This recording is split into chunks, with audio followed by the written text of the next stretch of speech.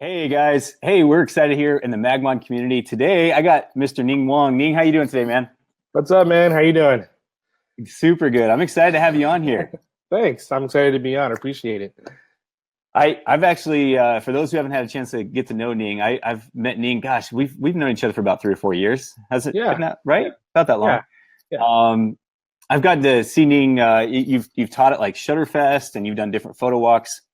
yeah. Tell us real quick before we jump into your images. You have a photo walk coming up at WPPI, right? I do photo walk. It is on Monday, 8:30 a.m., which is great for everybody who wants to wake up early. It's basically off-camera flash on the go, how to kind of make light work in your favor. So, like a lot of times if you're a wedding photographer, they give you this ugly ballroom or an ugly hallway. Yep. How do you make that look pretty? That's, Um, and we use flash, and I do use a ton of MagMod because it's the best stuff. So my class is there if you guys want to join up. That's awesome. That's awesome. Thanks for telling us about that, Ning. Yeah. Like I said, for those who haven't had a chance to get to know Ning, he's a great guy and he's a great instructor. So if you get a chance, check that out. And I believe you're also going to be at Shutterfest in April, right? Yeah. Yep. Very cool. I'm going to be there in April. We're going to do an engagement, how to shoot engagement sessions. I love naming these things. But yeah, so we're basically almost the same thing, but we're going to be concentrating on shooting engagements, like how to pose couples and how to work with them, how to communicate, and how to like kind of maximize the time you have, and as well as the gear that you bring along too. That's all important things for sure. So Yeah, definitely. excellent. Hey, Ning, again, we appreciate you being here.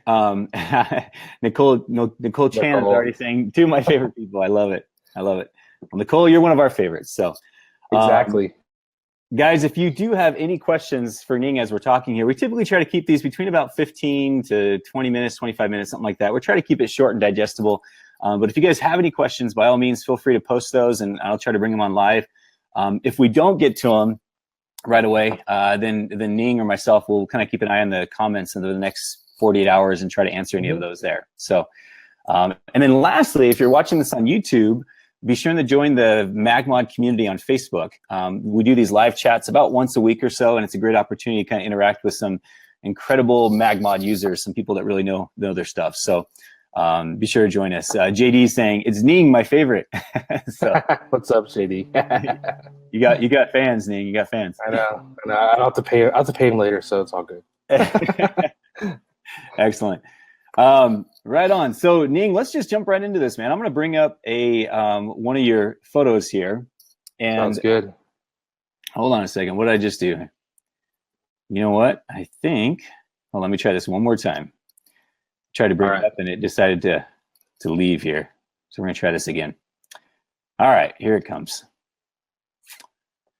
So this is a photo. Can you see that there, Ning? I can't. Oh yeah, I see it. It's Taylor. Excellent, excellent. So Ning, I'm going to bring this on a solo screen so everybody can get a nice, good view of it. Tell us a little bit about this photo, and you just had mentioned to me prior to us doing this interview, and I was stunned how you actually pulled this together. Tell us a little bit about it. Thanks, man. Yeah. So this is my good friend Taylor Saxelby. That's actually the first day I met her at this shoot. We were doing a WPPI photo walk, and I was helping lead a group, and she was doing great. And basically the sun was setting, and actually had already set, and we had the model, and we're like, well, let's try and maximize some of the sunlight that's available. So what I did was I actually took a light stand, a 10 stand, two flashes. I'm a Canon shooter, so I use a 600EX RT, the radio trigger ones. And I put two gels on there. Simply just, I think it was amber gel and an orange and a yellow, kind of like combined it, Yeah. I'm like, you know what, let's just make a fake sun. So I put as far as back as I could behind her. And then I raised that stand all the way up there to shoot through. I had that fog effect. It's a product I use called MagSphere aerosol, which I freaking love. It's basically fog in a can. And I had my buddy, Jeremy, he was behind the bush and spraying it everywhere.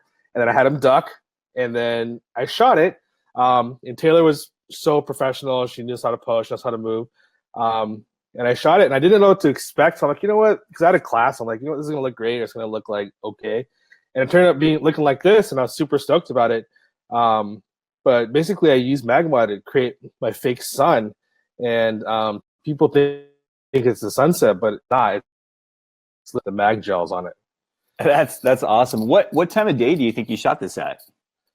It's right when the sun's almost going to be gone. I would, I forget the exact hour, but it's basically, when the sun's, it's past golden hour when everything's kind of just dreary looking. And, we're able to kind of kick back the sun and kind of save like 10, 15 minutes of shooting. And as soon as I shot this, I gave my trigger to people and they were just kind of copying and shooting it and stuff. So it's a way, where I was able to maximize the time I had with Taylor. Yeah, no, I love it. So tell us again then. So behind her is the what looks like the sun is really just a MagMod. Is there, you have the gels, and did you have any other modifiers? Did you have a MagSphere on it or anything, or was it just the gels? I just did bare gel because I put that flash super back and I wanted to just shine super bright. So just two bare flashes. That makes sense. And then the atmosphere aerosol to kind of create that that kind of smoky, foggy look behind her. That's super cool. Do you do this a lot, or is this something that it was just kind of because of the circumstances where you didn't have a whole lot of time to shoot it, and you had these people, you kind of just threw this together? Is this something that you've ever been able to do on a wedding day as well? Yeah, we do this on wedding days if we have to. Like, I live in Southern California, so the sun is almost always great here, but sometimes you get some dreary, bleak days, and it's nice even lighting from the cloud cover, but it's boring and it's not, there's no dimension to it. So we'll just put some lights in the back, throw them as high as we can, and gel them so it's like a fake sun.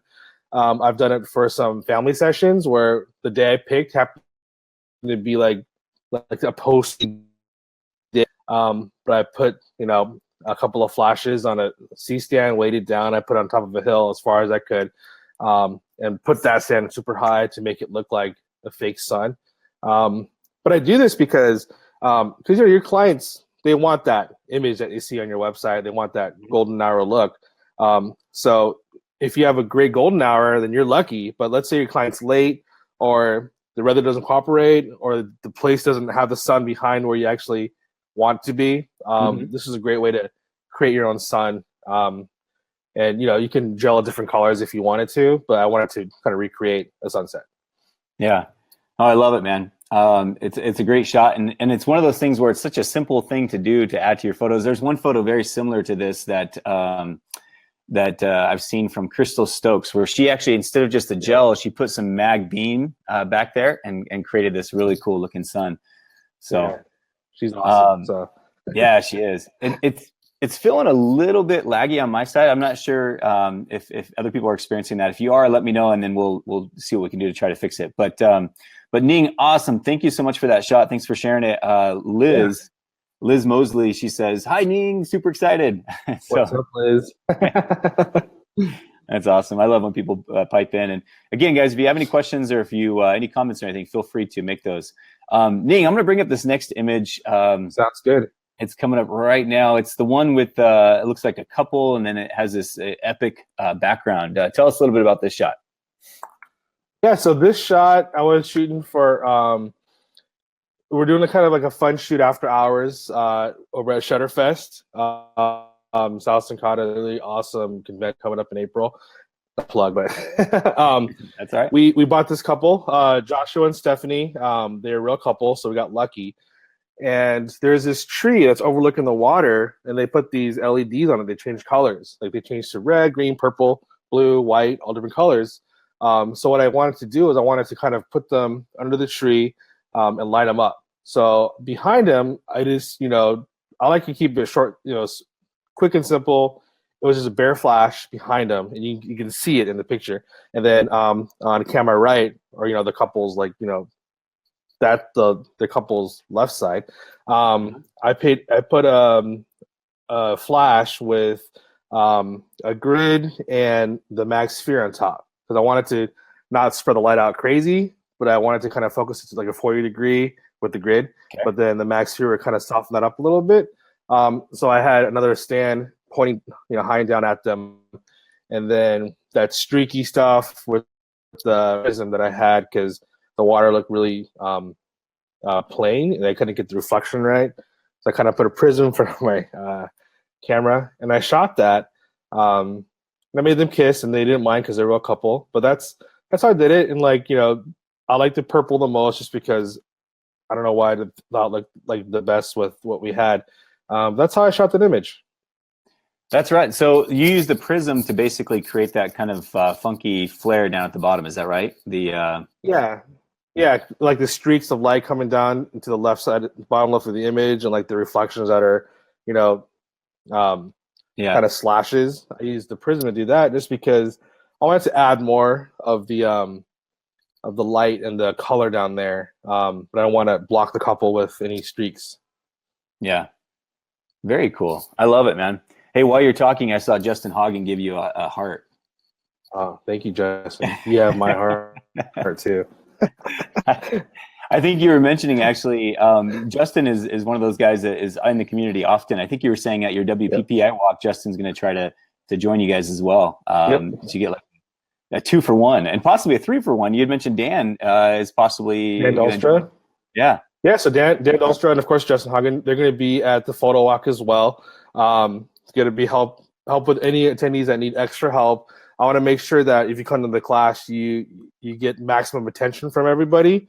Mm-hmm. And I know some people have more skill than others, so they are graciously going to be there to help with like settings, with like shooting, with any other questions that that needs help, and get a little personal attention. I really appreciate it, guys. So that's awesome. That's awesome. And as we're talking, Frank Cardino, he's also throwing out hearts and likes. And oh, hold on, we got a few comments here. Justin Hagen, he says, "I need a bigger heart."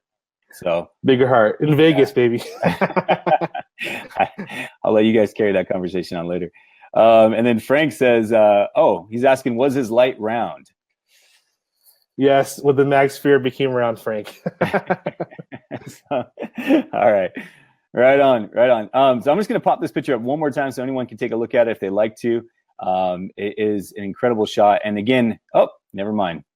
The program didn't like it. We're going to go on to the next one. Right, no worries. But that was shot. Tell us the location of it again. It was in St. Louis at the Union Station Hotel or something like. Is that what it's called? So the Union Station Hotel in St. Louis. That's where Sal has Shutterfest, which is a phenomenal conference.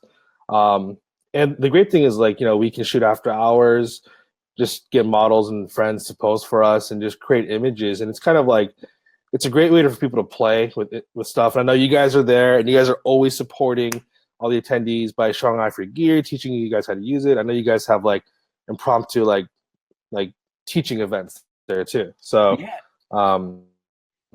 yeah, we've had some fun events there. We've done like a midnight with MagMod and things, which is a lot of fun. Yeah, so with free pizza. Yeah, exactly. Can't beat that, right? So, well, hey, Ning, so this last image is kind of unique. And the reason I'm glad that we're going to show it here is because it's one of those photos that well, actually, before I even bring it up, you were telling me a little bit about, I think you were second shooting this shot, right? Is that correct? Yep. So I second shot from my friend Sarah. Mm-hmm. Do you want to pull the image up so people can see it? Yep. And then we can talk about it right now. There we go. Cool. Perfect. So this was, I was second shooting for my friend Sarah. And, when you're the lead shooter for a wedding, you always got to make sure you get the safe stuff. Like, just all the stuff that's supposed to be safe. Like, the father-daughter stuff, which is plain looking. Just because you have to do that. You don't have time for creativity. But as a second shooter, there's plenty of times where you can be a little bit more creative. Mm-hmm. And so in this, Sarah said, just do something different from my regular shot. So what I did is I put up two flashes, kind of sandwiching the dance floor, and I put grids on it because I didn't want it to spill out too much. And I did some test shots. I'm like, all right, so if the couple or the father-daughter or the dance, the people get in this certain spot, my shot is really good. And what I did is I hid behind a tree that had some LEDs, so you see like kind of the two big orange circles, to kind of get that, the extra oomph into the shot. So I kind of waited back there behind a tree branch, and then I waited for them to get into my special spot. And once they did, I started clicking away. I was able to get this nice little moment where I was able to, luckily light the bride's face with enough so you can see her face, and of course you see Dad right there. But it's when people look at it, they don't look at the audience in the background because it is a crowded background. Yeah, the sig more creatively, as long as you're, the lead shooter is cool with it. And in this case, I was lucky enough to have a really cool lead shooter that let me be creative. And of course, I use MagMod with the grids. And if you don't know, the grids focus your light from like regular spread on your flash to a 40 degree spread. It allows you to focus that light and concentrate it more on what you want to shoot. Yeah, no, excellent. I appreciate taking that kind of teaching opportunity as well, because you're right. I mean, with those grids, you can essentially focus that light. And what's nice about it is if you don't use a grid, then all of a sudden that light, like you said, is going to light up everybody. It's going to spread out as quickly as it can. It's going to light up the audience, and you're going to have all these distractions all of a sudden in the background. So, yeah. And in fact, there's a few comments here. Kevin is saying it's really cool control of light. And now, Kevin. grid. I love Ning. I love how you said that you did this when you're second shooting, because I think that's a great time to practice. Kind of try some of these things out. Where if you're using a MagGrid or MagSphere or MagBounce, whatever it is, and if you're not used to it, there's no better time than to go out and second shoot for somebody and just ask if like, hey, do you mind if I, try something a little different or unique? Yeah. I mean, like, second shooting is a great opportunity to do different shots. I mean, your job, depending on who your main shooter is, but your job is to capture other angles. So if you're the main shooter shooting like in a 24-70 or like a wide angle, get a telephoto lens or get on a a 135 or a 200 and like get a different angle from them. Practice setting up your lights with light control. Of course, practice beforehand, so it's wedding day. You know how to set up pretty quick. But this is a great way. Even if you're just starting out and you want to learn and you want to be an assistant, I tell people, look, like assisting is the greatest way to learn. If you find a photographer that you love, just email them, hit them up, and say, hey, are there any opportunities where I can come assist, like carry bags, hold tripods, hold your flashes, and to watch them work on location a lot versus watching on you. But if there's some, when people come assist me, I tell them, look, you can carry my light stands and whatever you want to do, but there's going to be a lot of downtime. So bring your camera, and when you're not like carrying stuff and watching gear or anything, just shoot and like just practice. And there's no pressure. So if your shot looks great, it looks great. If it doesn't, then you're just practicing. And then that's what people learn. I agree with you there, Ning. What's interesting is you get I mean, I'm sure you do. I do. I get a lot of these emails where people will say, hey, can I go out and second shoot with you? And I think you hit it there, where it's like, instead of second shooting, maybe you just say, hey, can I go out and just carry your bags or watch? Or can I do a third assistant? And then that way, I'm not bringing somebody as a second shooter. I expect you to basically perform, but as a third shooter, you can just kind of experiment and have some fun and essentially watch and take in what's happening. And then if I feel like it's a good connection and we want to work together later in the future, then we can. But I think that's great advice for all photographers that want to get into weddings. So good stuff. Ruben's a talented photographer. He said, hey guys, great job. I think he's out in New Jersey, if I'm not mistaken. So what's up, Ruben? Thanks, man. Appreciate it. So awesome. Yeah. And Shad Beck says, great info for a new MagMod user. You bet. So stay in the group, Shad, so you can learn more stuff. And this group is awesome. Just look at the pictures. People post like their behind the scenes stuff sometimes, and ask questions, and be encouraged to try new things with your gear. Absolutely. Hey, Grid. Hey, Grid. Hey, Ning, before I let you go, that's your new nickname, man. Hey, Grid. Thanks, Ning, man. Before I let you go, do you have a favorite modifier that you tend to use that's if you had to pick one, what would it be?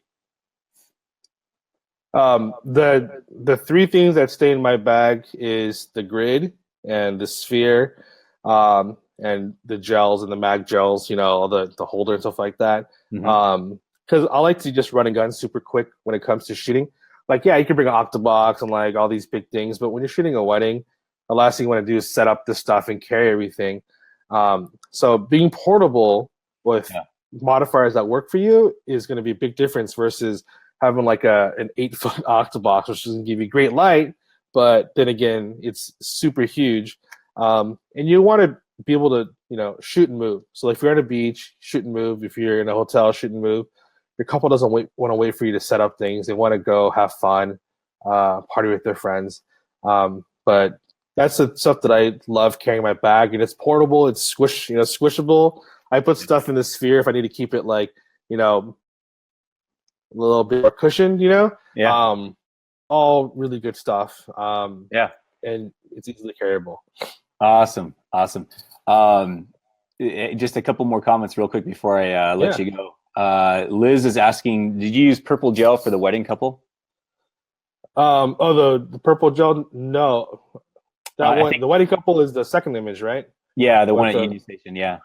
No, so they were both just, there's no gel on it. It was just the flash. The purple is coming from the tree. The lights change different colors, right? LED lights. They are like red, green, purple, blue, orange, white. So I was waiting for the tree to turn purple, and that's when I shot it. And the couple is white because I just used plain white flash on them. Yeah, very cool. And then we got a comment from our friend from down under, James Day. James, good day, mate. Sorry, that's very typical. No. And of course, Justin, as you were talking about grids, Justin says hashtag grid life. I think that needs to be a trending hashtag. No, it's all good. Could be worse.